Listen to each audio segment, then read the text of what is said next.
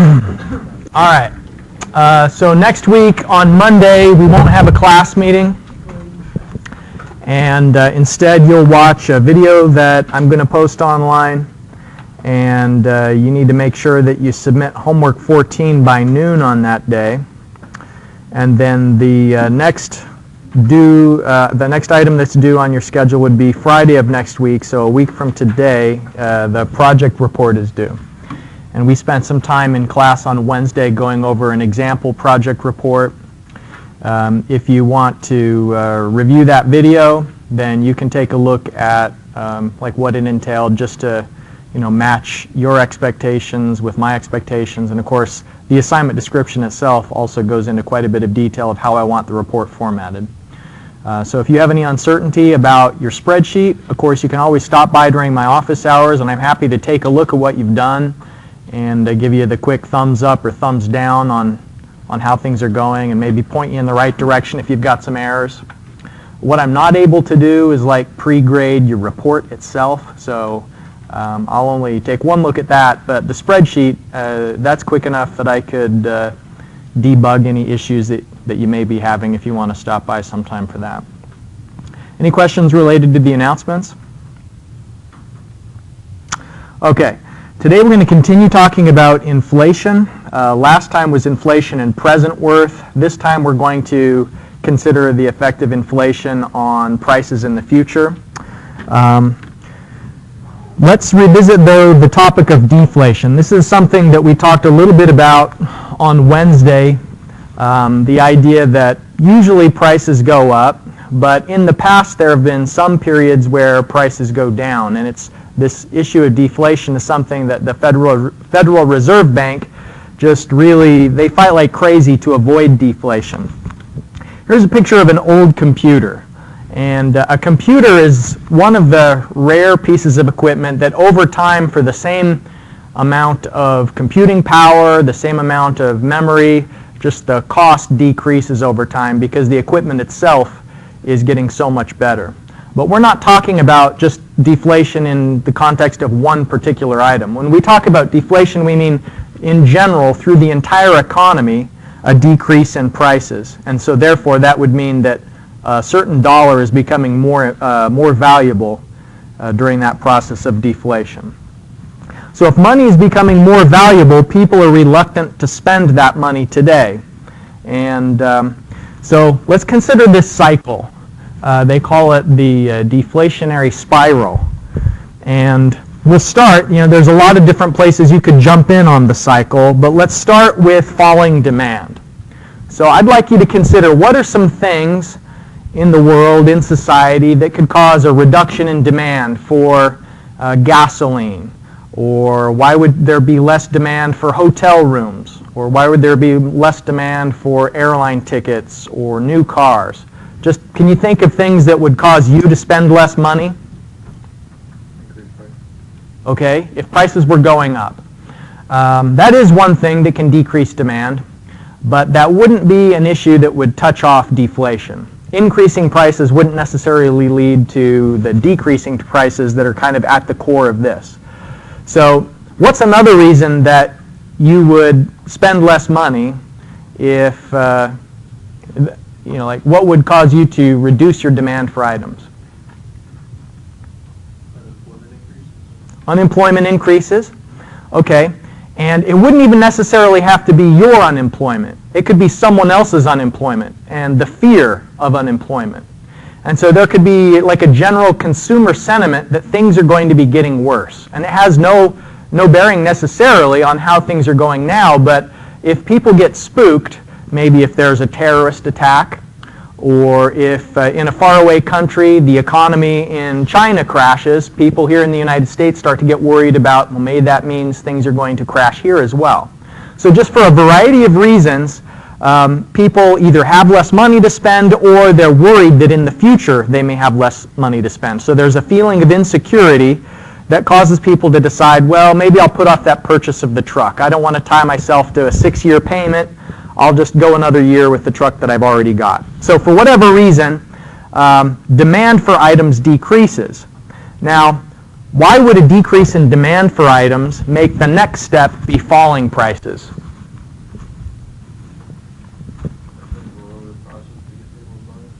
Okay. Exactly right.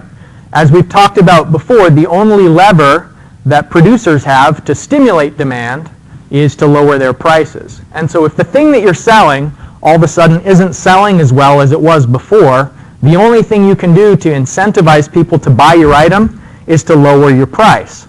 And so in general, through the economy, people are buying less fuel, so fuel prices go down. People are buying less airline tickets, so airline tickets go down.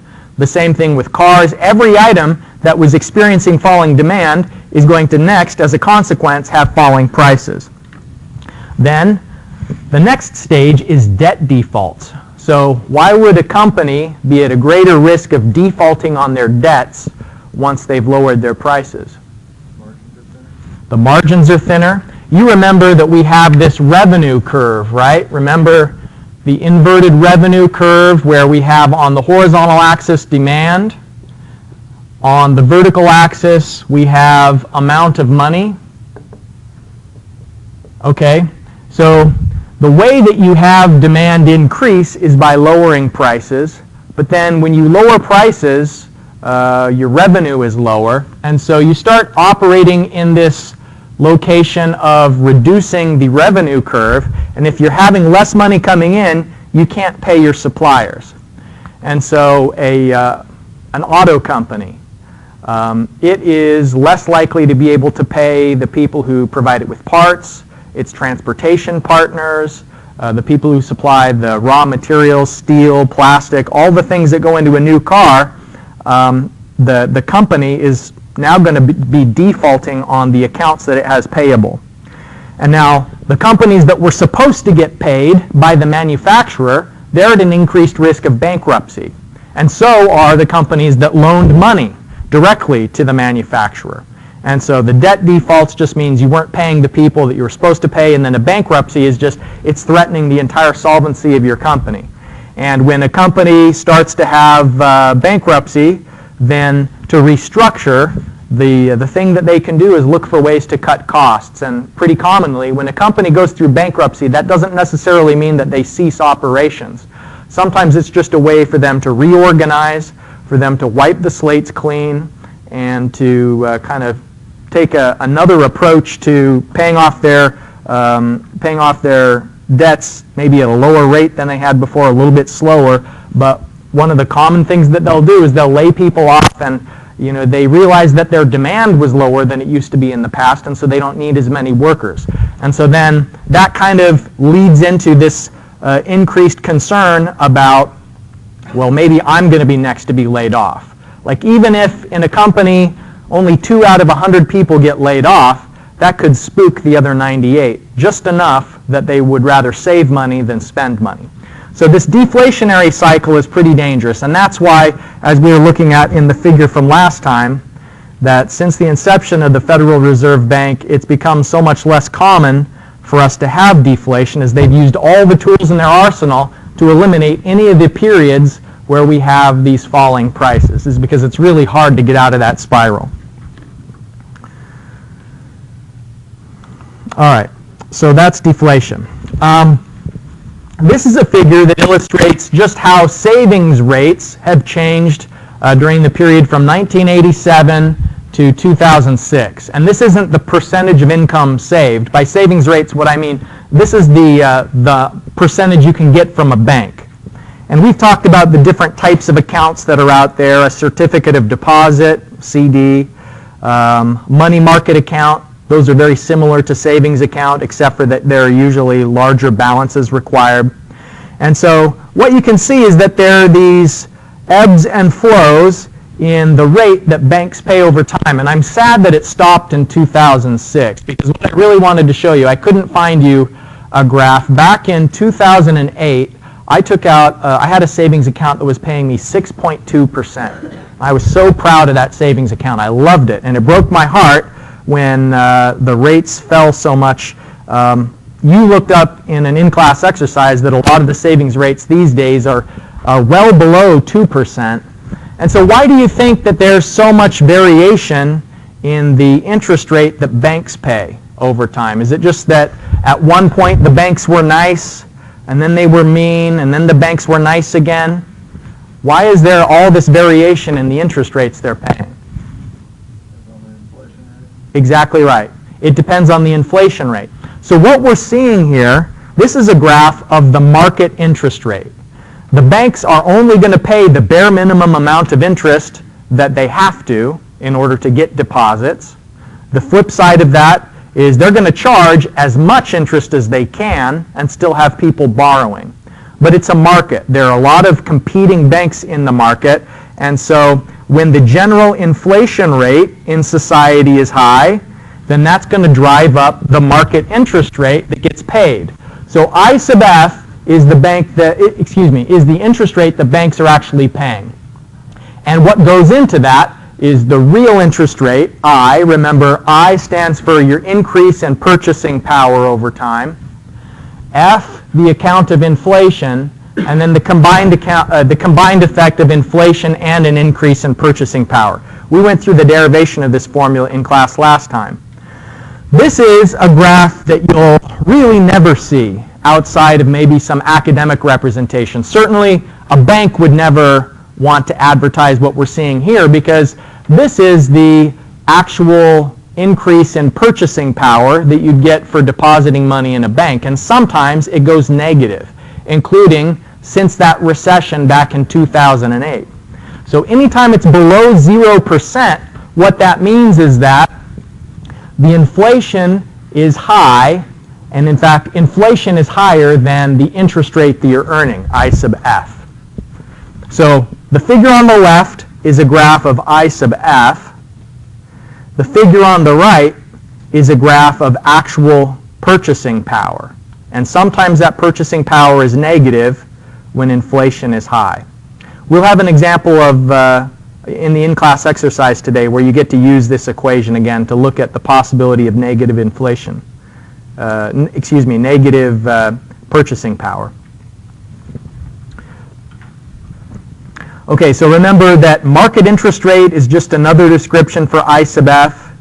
Inflation adjusted interest rate makes it sound like maybe they're somehow going to be taking care of inflation so that you don't need to worry about it, but that's not the case at all. That's kind of why I prefer to always emphasize that I sub F is the market interest rate, is because it's just, that's what you get paid based on all the other institutions that are out there. If the market interest rate is more than inflation, then I, which relates to your purchasing power, is positive. So that means, remember the example from last time where we had the basket of groceries? And if your bank account is paying more than the inflation rate, you can buy more goods in the future than you could buy today. But if the market interest rate, I sub F, is lower than the inflation rate, that means the purchasing power will decrease. And you'd be able to buy fewer goods in the future than you could buy now, even though you're saving money that is earning interest. Any questions about these concepts or anything so far? Yeah. Earlier you were saying that like a company's like, or a producer's like only lever to be to like, you know, change like their price. Yeah. Wouldn't they be able to like stimulate it by like creating like a pseudo scarcity for of their product? Okay, that's a good point. It would depend on how many other firms there are in the market. Yeah, and you know there've certainly been situations where companies have grouped together and tried to, like in an illegal way, try and manufacture scarcity. Like back in the turn of the 1900s, there was Standard Oil, which was kind of famous for creating not a monopoly, but they all colluded together and tried to force up the price of oil by creating scarcity. But actually, I think that sort of coordination is generally illegal. So, I mean, they could try it. And, you know, like if you're thinking, what's the other way they could increase demand? Well, they could innovate and they could make something that's so exciting that people want to buy it in spite of the poor market. And so certain companies can do that. You know, Apple was still selling plenty of iPhones through the recession. People wanted to buy iPads, but that was maybe the exception rather than the rule. The more general rule is that every item that gets manufactured has a substitute, and so you can't increase the price or try and artificially create, like if there was a shortage on HP laptops, that wouldn't increase the price of laptops. That would just cause people to go to Dell or Lenovo or some other supplier. Great question. Are there other questions?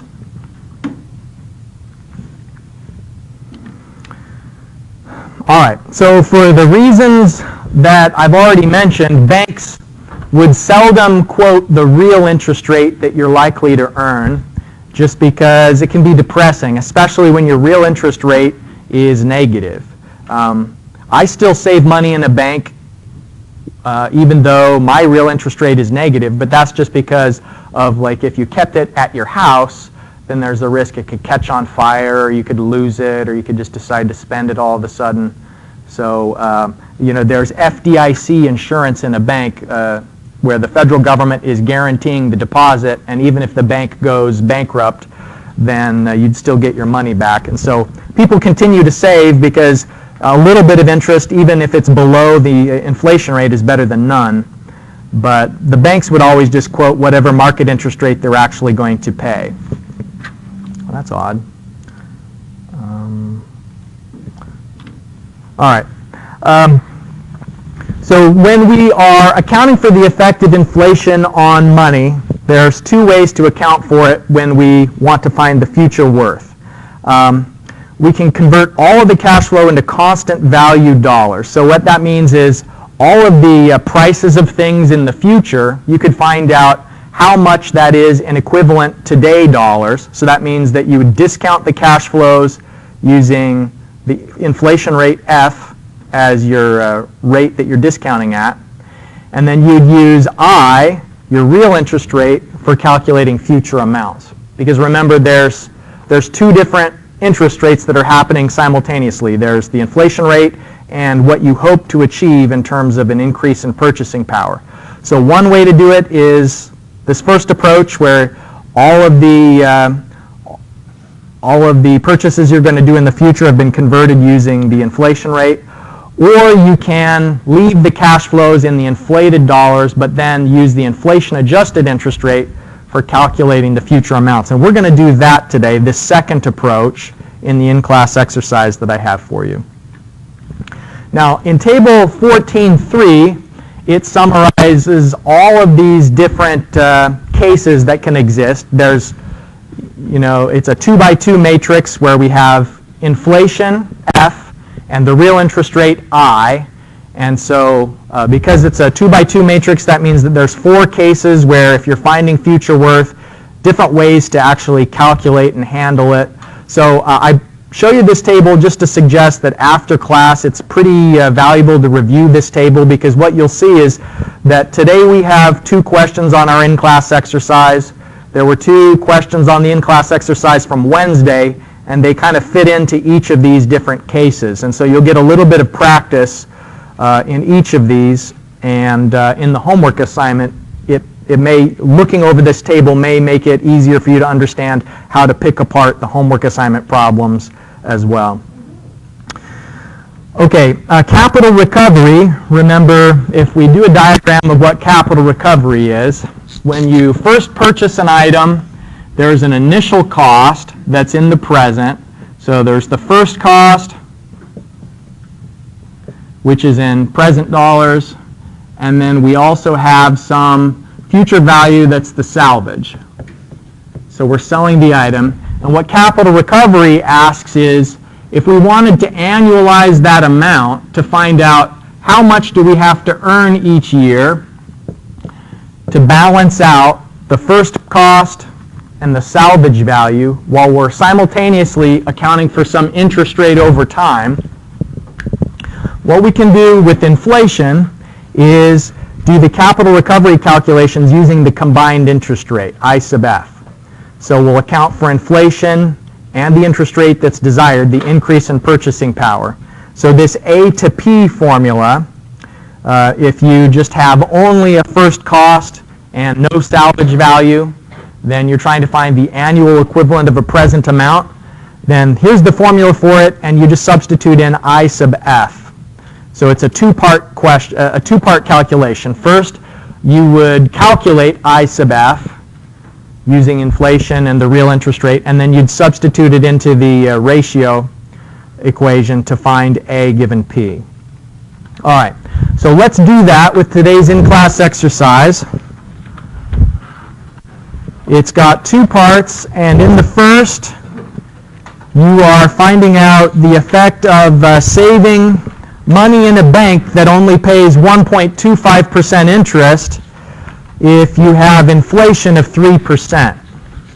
So we already know that it's going to be eroding your purchasing power, but we want to see specifically how badly is it eroding your purchasing power. That's part one. In part two, we're doing that capital recovery that I just mentioned, where you first calculate I sub F, and then from there you find the annual amount. Thank you.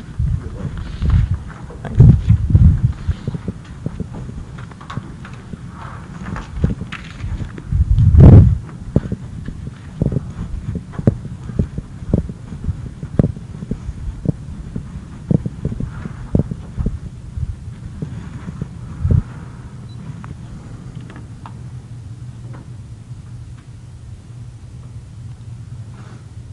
No, I don't know anything about that, but yeah,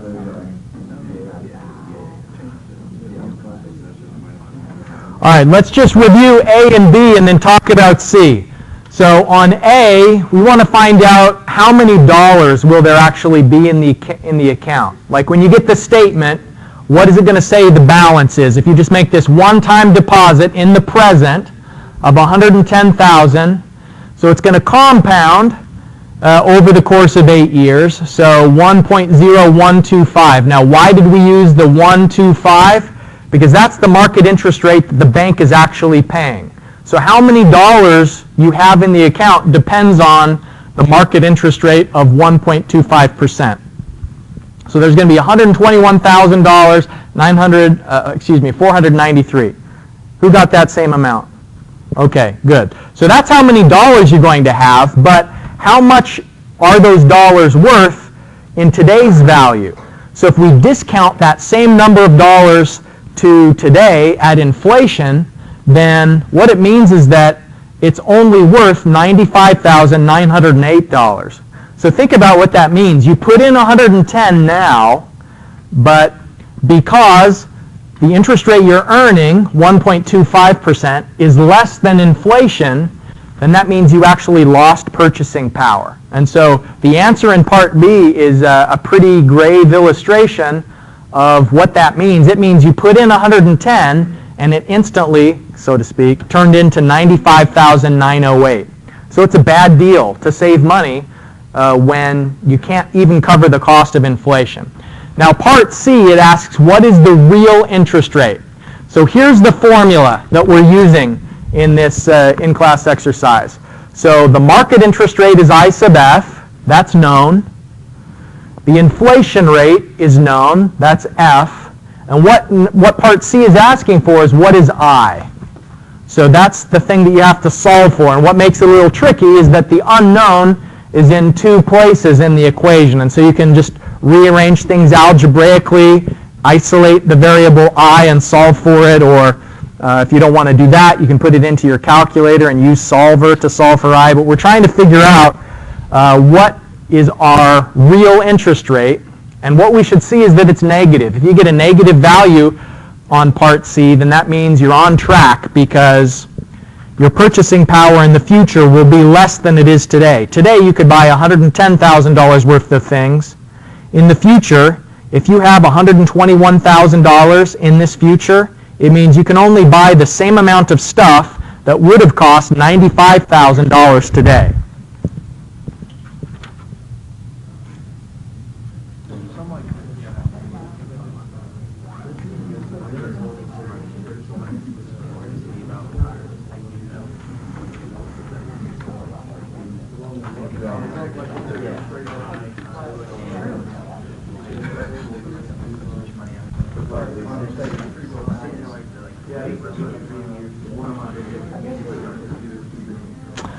Okay, so your real interest rate is negative 1.7%, and so if you actually wanted to make it so that your real interest rate was 1.25%, that means you need to go out in the world and find something that's yielding about 4.3%.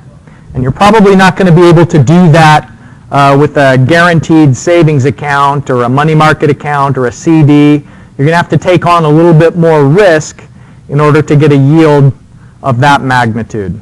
And by the way, this isn't hypothetical. This quote, the nation's highest yield, that's actually my bank bragging about their 1.25% interest rate that they're offering. So I don't know. That kind of bothered me when they were the swagger that they've got for such a lousy interest rate. My other bank didn't brag, the one that paid 6.2%. Maybe that's why they're not in business anymore. Yeah. Countrywide was the name of the bank. They don't exist. Yep. All right, so any questions on this in-class exercise on part 1?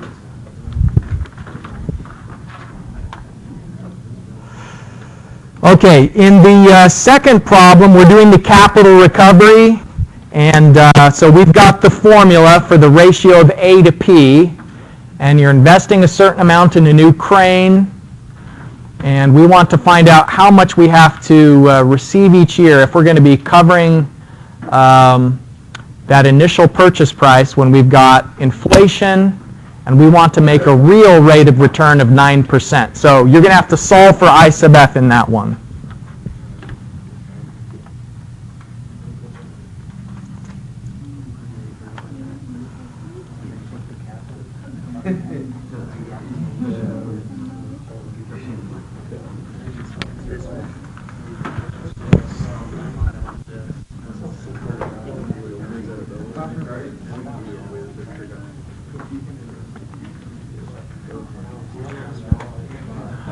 Okay, 14.995 is close enough to 15 that I think a lot of you are tempted to round that off to 15%.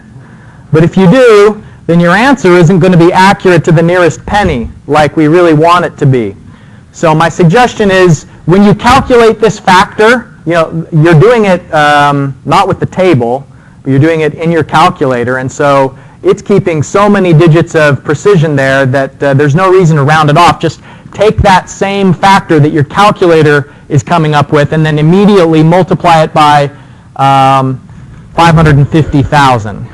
And if you do that, I hope that what you'll get is this answer that I've got on the screen where it's to 13 cents at the end.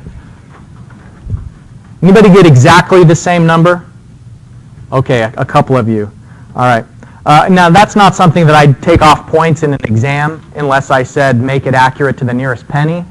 But it is just a good habit because, it doesn't cost you any extra keystrokes, really. It's just using the factor that you've already calculated. Okay, any questions on the in-class exercise from today or the lecture more generally? Just to revisit the announcements, remember that on Monday, we're not going to meet in class together. But you do have that assignment due, so upload it to MU Online before noon, and then we'll meet in person as usual on Wednesday. All right, have a good weekend.